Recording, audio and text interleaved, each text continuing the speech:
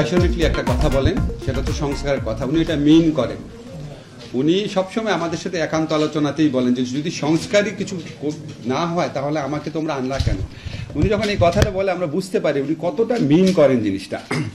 Fortunately আমরা আইন ও বিচার ও সংসদ বিষয়ক মন্ত্রণালয়ের পক্ষ থেকে আমরা সংস্কারের লক্ষ্যে ইতিমধ্যে অনেকগুলো কর্মসূচি নিতে পেরেছি। আপনারা আমাকে কথা বলতে দেখেন, কিন্তু এর মূল কৃতিত্ব হচ্ছে আমাদের যারা অফিসার আছে ওনারা দিন রাত কষ্ট করেন। অনেক সময় শুক্র শনিবার অফিস করেছেন, অফিস আওয়ার পরেও অফিস করেন, এবং আমি তাদের সাথে খুবই রাগারাগি করি, কাজে একটুখানি দেরি হলেও তারপরেও তারা এত একনিষ্ঠভাবে কাজ করেন। এর মূল ক্রেডিট হচ্ছে ওনাদের। আমি জাস্ট আপনার এটাকে হয়তো একটু গাইড করি, একটু এটাকে আপনার এনকারেজ করার চেষ্টা করি। তো আমি আপনাদেরকে বলি, আমাদের মন্ত্রণালয়ের পক্ষ থেকে আমরা 3টা টার্গেট করেছি সংস্কার কার্যক্রমের ব্যাপারে। একটা হচ্ছে দ্রুত এবং স্বল্পতম সময়ে অল্প খরচে মামলার নিষ্পত্তি করা। এই লক্ষ্যে আমরা গুরুত্বপূর্ণ একটা পরিবর্তন অলরেডি করেছি। সেটা হচ্ছে আমরা বাংলাদেশে এটা আগে হয় নাই কখনো এত বড় পরিবর্তন, সেটা হচ্ছে আমরা সিভিল প্রসিডিওর কোডের পরিবর্তন করেছি। আপনারা জানেন, আমাকে অনেক আইনজীবীরা ধন্যবাদ জানিয়েছেন যে আমরা কতগুলা পদক্ষেপ সেখানে নিয়েছি। আপনারা তো জানেন সেই বিধানগুলো আর কি। সেকেন্ড হচ্ছে আমরা ফৌজদারি কার্যবিধির অ্যামেন্ডমেন্টের কাজ দ্রুত এগিয়ে নিচ্ছি। আশা করি আমরা আগামী 1 মাসের মধ্যে এটা আমরা আইন আকারে পাশ করতে পারবো। এটা নিয়ে আমরা একটা কনসালটেশন করেছি, আর একটা কনসালটেশন অতি দ্রুত করব। তো প্রথম লক্ষ্য ছিল দ্রুত এবং স্বল্প খরচে মামলা নিষ্পত্তি করা। এটার লক্ষ্যে আমরা সিপিসি এবং সিআরপিসির অ্যামেন্ডমেন্ট করেছি। সেকেন্ড যে লক্ষ্য সেটা হচ্ছে ন্যায় বিচার নিশ্চিত করা। এটা খুব কঠিন কাজ। ন্যায় বিচার নিশ্চিত করার জন্য আমরা ডিজিটালাইজেশনের কথা চিন্তা করছি। আমরা হাই কোয়ালিটি ট্রেনিং, আমাদের যে জাজদের যে ট্রেনিং কারিকুলাম আছে সেটার কোয়ালিটি ইমপ্রুভ করার কথা চিন্তা করছি। জাজদের অ্যাকাউন্টেবিলিটি বাড়ানোর কথা চিন্তা করছি। আপনারা জানেন, আমরা যারা জাজ আছেন, যারা আইন বিভাগে যারা কর্মচারী আছেন, কর্মকর্তা আছেন, সবার আমরা সম্পদ বিবরণী সংগ্রহ করেছি। সেটা নিয়ে আমরা ভবিষ্যতে আরও কাজ করব। এছাড়া আমরা আইনজীবীদের সাথে সহযোগিতায়, ওনারা অনেক সহযোগিতা করছেন আমাদের, ওনাদের সাথে সহযোগিতা করে আমরা দ্রুত ন্যায় বিচার নিশ্চিত করার যে আমাদের সেকেন্ড লক্ষ্য সেটা পূরণ করার চেষ্টা করছি। আমাদের যে থার্ড লক্ষ্য সেটা হচ্ছে মামলার অভিশাপ থেকে মানুষকে মুক্তি দেওয়া। এই থার্ড লক্ষ্য পূরণ করার জন্যই আমরা আইনগত সহায়তা প্রদান যে সংস্থার অধীনে যেই সংশ্লিষ্ট আইনগুলো আছে সেই আইনগুলোর পরিবর্তন করতে যাচ্ছি। আমরা আপনার এই এই সহায়তা সংস্থাতে যখন আসলাম, প্রথম মিটিং করার পর আমি জানলাম যে ওনারা বাংলাদেশে 5 লক্ষ মামলা হয় প্রত্যেক বছরে, অ্যাভারেজে। সেখানে মাত্র 35,000 আমরা এই লিগ্যাল এইড সার্ভিসের, সরকারি লিগ্যাল এইড সার্ভিসের মাধ্যমে নিষ্পত্তি করতে পারি। তো আমি ওনাদের থেকে 2টা খুব এনকারেজিং তথ্য পেলাম। সেটা হচ্ছে কোর্টের তুলনায় এই সরকারি লিগ্যাল এইড অর্গানাইজেশনগুলো যে নিষ্পত্তি করে থাকে মামলা বিরোধের, সেখানে 1 সময় লাগে। সরকারি লিগ্যাল এইড সংস্থার মাধ্যমে যে আইনগত প্রতিকার দেওয়া হয় সেটা আদালতের তুলনায় 1 সময় লাগে রাফলি।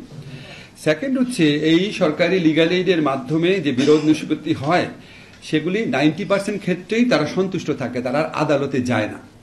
তখন আমার মনে হলো এটা একটা বিরাট অপরচুনিটি। আমরা যদি সরকারি আইনগত সহায়তা কর্মসূচিকে সম্প্রসারিত, আরো দক্ষ, আরো প্রাতিষ্ঠানিকভাবে সমৃদ্ধ করতে পারি, তাহলে আমরা সরকারি আইনগত সহায়তার মাধ্যমে যে আমরা মধ্যস্থতার মাধ্যমে মামলা স্বল্প খরচে স্বল্প সময়ে নিষ্পত্তি করছি, সেটার সংখ্যা 35,000।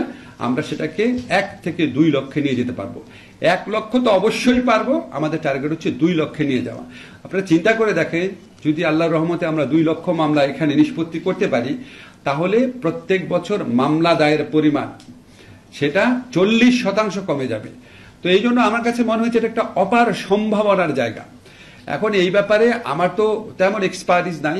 আমি এই জন্য আমাদের যারা আইন বিচার বিভাগের কর্মকর্তারা আছেন, জাতীয় আইনজীবী সংস্থার যে পরিচালক আছেন এবং মাসুদা ওখানে অনেক বছর ধরে কাজ করছেন, সবার সাথে কনসাল্ট করে আমরা আইনগতভাবে পরিবর্তনগুলো করেছি। পরিবর্তনগুলো কি? পরিবর্তনটা হচ্ছে মূলত আমরা যে জাতীয় আইনগত সহায়তা সংস্থা আছে, এটার আন্ডারে যে আইনগত সহায়তা দেওয়া হয়, প্রত্যেকটা জেলাতে 1 জন জাজ আইনগত সহযোগিতা দিতেন। তা আমরা সেটাকে 3 জন জাজে পরিণত করছি। দুইজন হচ্ছে এক্সিস্টিং জাজ যারা কর্মরত আছেন, আরেকজন হচ্ছে অবসরপ্রাপ্ত জেলা এবং ডিস্ট্রিক্ট জাজ। কেন আমরা অবসরপ্রাপ্ত জেলা ডিস্ট্রিক্ট জাজদের আনলাম? কারণ ওনাদের সুদীর্ঘ অভিজ্ঞতা আছে আর মানুষের একটা কনফিডেন্স আছে। মানুষ যদি মনে করে একজন অবসরপ্রাপ্ত জেলা এবং ডিস্ট্রিক্ট জাজ জেলা এবং দায়রা জাজ আমার মামলাটা নিষ্পত্তি করে দিচ্ছে, ওনার একটা কনফিডেন্স ফিল করে। এটা হচ্ছে একটা মৌলিক একটা বিধান সংযোজন করা। সেকেন্ড হচ্ছে খুবই ইম্পর্টেন্ট যেটা, সেটা হচ্ছে অনেকগুলো মামলা এখন কিন্তু আপনার মধ্যস্থতার জন্য যে আশা সেটা হচ্ছে ভলান্টারিলি করে পক্ষরা, কিন্তু আমরা বলছি কি মধ্যস্থতার জন্য আশাটাকে আমরা ম্যান্ডেটরি করে দিচ্ছি ছোট ছোট মামলার ক্ষেত্রে। যেমন আপনার চেক ডিজঅনারের মামলা 1 লক্ষ 1.5 লক্ষ টাকার মামলা থাকে। আমাদের যারা কৃষক সম্প্রদায়ের লোকজন আছেন, অসচ্ছল লোকজন আছেন, তারা অনেক অনেক ভোগান্তির শিকার হন এসব মামলার জন্য। তো সেগুলি তো আমরা মধ্যস্থতা করে শেষ করে দিতে পারি। পারিবারিক যে বিরোধ সেগুলি আমরা মধ্যস্থতা করে শেষ করতে পারি। কম্পাউন্ডেবল কিছু ছোট ছোট ফৌজদারি অপরাধ আছে, নামই কম্পাউন্ডেবল, আপোষযোগ্য। তা আপোষযোগ্য হলে আপনি ম্যান্ডেটরিলি আপোষ করতে আসেন, ম্যান্ডেটরিলি বা বাধ্যতামূলকভাবে যে আপোষ করতে যিনি আসছেন উনার কিন্তু মামলা করার অধিকার কেড়ে নেওয়া হচ্ছে না। উনি যদি মধ্যস্থতায় সন্তুষ্ট না হন উনি অবশ্যই মামলা করতে যেতে পারবেন।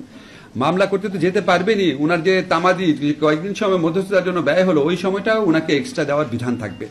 কাজে আমরা মধ্যস্থতার জন্য আশাটাকে বাধ্যতামূলক করছি, মধ্যস্থতার রায় মেনে নেওয়াকে বাধ্যতামূলক করছি না। ঠিক আছে, কাজে এটা কারো কোনো অধিকার কেড়ে নেওয়ার ব্যাপার এখানে থাকছে না।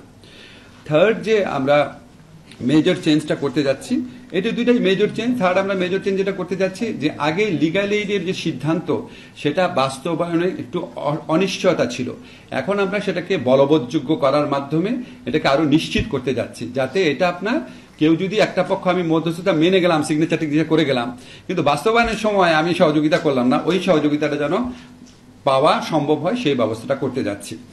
আপনাদের এখানে অনেক ভালো ভালো সাজেশন এসছে।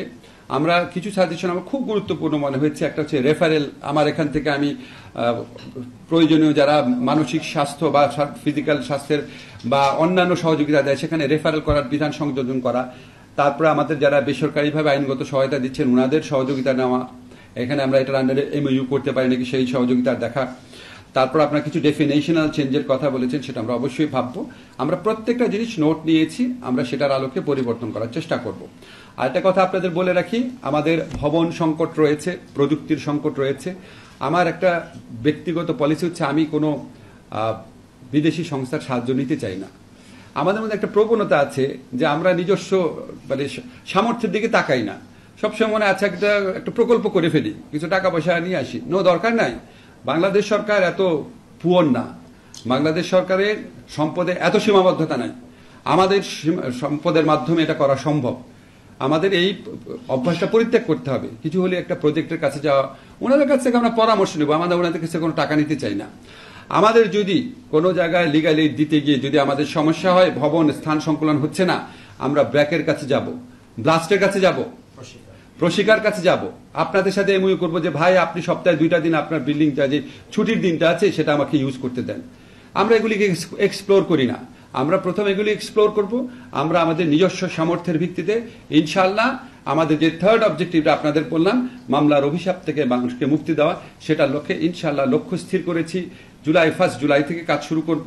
সবসময় আমি একটু কঠিন লক্ষ্য স্থির করি, লক্ষ্য স্থির করলে 1 জুলাই না হলেও অন্তত 15 জুলাইয়ের দিকে আমরা কাজ শুরু করতে পারবো ইনশাআল্লাহ। আজকে আমাদের যে হাজারো যে ছাত্র জনতা তাদের জীবনের বিনিময়ে, তাদের অসীম আত্মত্যাগের বিনিময়ে নতুন বাংলাদেশ গড়ার যে সুবর্ণ সুযোগ আমাদের কাছে এনে দিয়েছে, আমরা মনে করি মামলার অভিশাপ থেকে মানুষকে মুক্তি দিয়ে